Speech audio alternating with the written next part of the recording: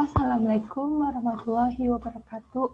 Nama saya Ismi Eda Rahmi, NIM 170. Di sini saya akan menjelaskan tentang implikasi etis dari teknologi informasi. Yang pertama ada cakupan preskriptif vs cakupan deskriptif.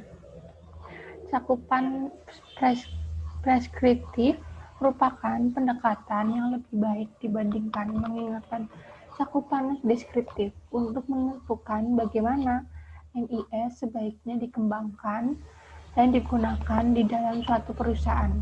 Yang pertama ada moral, yang kedua ada etika, yang ketiga ada hukum. Moral itu tradisi kepercayaan yang mengenai perilaku yang sebenar, yang salah, dan merupakan institusi sosial dengan sejarah dan perangkat aturan. Lalu etika ada sekumpulan kepercayaan standar atau teladan yang mengarahkan dan merusak dalam seorang atau masyarakat.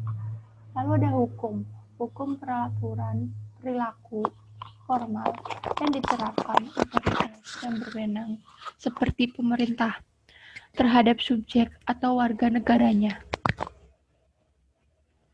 Di sini ada paten piranti lunak.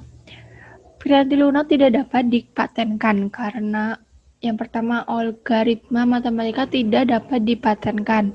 Yang kedua, metode bisnis tidak dapat dipatenkan. Selanjutnya, ada meletakkan moral, etika, dan hukum pada tempatnya. Penggunaan komputer di dunia bisnis diarahkan pada nilai moral dan etika manajer, spesialisasi informasi dan penggunaan, serta hukum yang berlaku. Nah, di sini ada kebutuhan etika bisnis. Nah, jika perusahaan dituntut untuk berperilaku etis, maka manajemen tingkat tinggi bersikap etis dalam segala sesuatu yang dilakukan dan dikatakannya. Nah, lalu bagaimana budaya etika diterapkan? Yang pertama, kredo perusahaan, yaitu pernyataan singkat mengenai nilai-nilai yang ingin dijunjung perusahaan. Yang kedua, program etika, yaitu upaya terdiri atas berbagai aktivitas untuk memberikan petunjuk kepada karyawan untuk menjalankan kredo perusahaan. Yang ketiga, kredo perusahaan yang disesuaikan, yaitu adaptasi dari kode untuk industri yang profesional tertentu. Nah, yang di sini juga ada meletakkan kredo program pada tempatnya. Nah, kredo perusahaan ini memberikan dasar untuk pelaksanaan program etika perusahaan dan kode etik menggambarkan perlakuan tertentu yang diharapkan dilaksanakan karyawan. Nah, di sini ada alasan pentingnya etika komputer. Yang pertama, kelunturan secara logis, yaitu kemampuan untuk memprogram komputer untuk melakukan hampir apa saja yang kita inginkan. Yang kedua, faktor transformasi, yaitu alasan etika komputer yang didasarkan pada fakta komputer dapat mengubah cara kita mengajarkan sesuatu dengan gratis. Nah, yang keempat, ada faktor keterampilan, yaitu memandang komputer sebagai kotak hitam, ketidaktampakan operasi internal.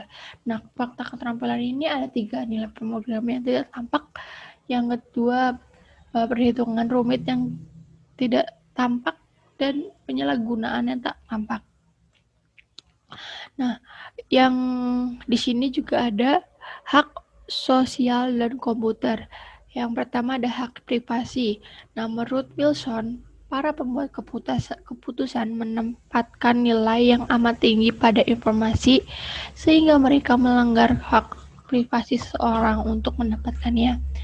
Yang kedua, hak untuk mendapatkan keakuratan, yaitu komputer memungkinkan tingkat keakuratan yang tidak dapat dicapai dengan sistem non-komputer. Nah, yang ketiga ada hak kepemilikan, yang dibahas adalah hak intelektual.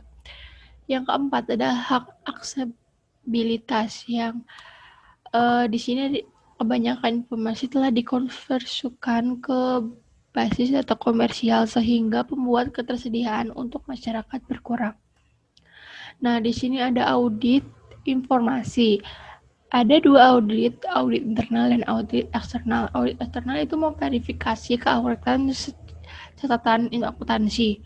Nah, audit internal melaksanakan analisis yang sama seperti auditor eksternal namun memiliki tanggung jawab. Nah, di sini ada jenis-jenis audit. Yang pertama, audit finansial, yaitu memverifikasi catatan-catatan perusahaan dan merupakan jenis aktivitas yang dilaksanakan auditor eksternal. Yang kedua, audit operasional yang memfasilitasi efektivitas prosedur. Yang ketiga, audit berkelanjutan. Sama auditor profesional tapi harus terus berlanjut. Yang keempat, ada desain sistem pengenalan internal. Dalam audit operasional dan beriringan auditor internal mempelajari sistem yang sudah ada. Nah, yang selanjutnya ada menerapkan etika dalam teknologi informasi. Nah, dibuat untuk agar bertindak sebagai panduan untuk mengajarkan dan memperhatikan rekayasa peranti lunak, yaitu penggunaan prinsip-prinsip rancangan. Di sini ada kode etik dalam praktik profesional, dan pendidikan etika komputer. Nah, kode etik ini bisa dijelaskan dengan kode etik dan perilaku profesional ACM yang bertujuan sebagai panduan untuk mengajarkan dan memperhatikan rekayasa perangkat lunak, yaitu penggunaan prinsip perancangan. Dibagi menjadi 4, kehausan moral, tanggung jawab profesional, dan kehausan kepemimpinan.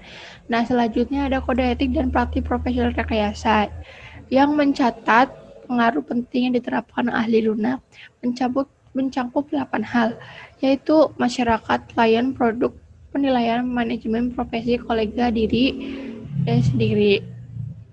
Di sini pendidikan etika komputer, yaitu program edukasi formal dan etika komputer tersedia dari sumber mata kuliah, program profesional, dan program edukasi swasta. Di sini ada etika dan CAO. Nah, ada beberapa penjelasan. Yang pertama, mencapai tingkat pemahaman yang baik dan pemahaman prinsip akuntansi, mempelajari sistem informasi yang menyelesaikan laporan keuangan dan mengambil tindakan, mendidik eksekutif perusahaan mengenai sistem keuangan, mengintegrasikan ke sistem informasi alarm yang memperingatkan eksekutif terhadap aktivitas dan kebutuhan perhatian. Secara aktif berpartisipasi dalam memberi informasi keuangan ke elemen lingkungan. Lalu ada mengendalikan dengan ketat keuangan yang dihabiskan untuk sumber daya. Nah, di sini juga ada pengaruh Sarbanes-Oxley yang terdiri dari SOX 404, XOS 409, dan SOS dan COBIT. Sekian dari saya. Wassalamualaikum warahmatullahi wabarakatuh.